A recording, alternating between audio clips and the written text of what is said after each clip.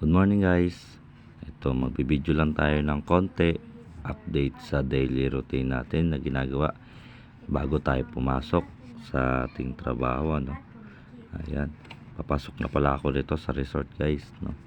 At ito, habang papalapit na ako, yan, marami na tayong naispatan na marami tayong maliligo ngayong araw na to, no. Dahil dito pa lang sa labas ay napakarami na ng tao.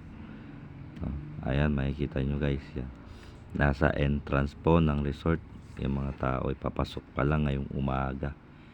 Yan, sobra kasi guys, napakainit ng panahon ngayon. Kaya napakaraming tao ang naliligo ngayon, ano. Yan, ingat lang sa inyo mga sir, ma'am. At ito, nasa loob na tayo guys, no. Ito pala ang cover court nitong Green Nature Resort. Yan, yan ang mga paligid at yung dinadaanan ng tren, yan dyan. At andito na rin pala yan mga room dito. Andito tayo sa kantin at kukuha tayo ng merienda, no. Yan, ayan mga room natin guys, yan katabi ng kantin.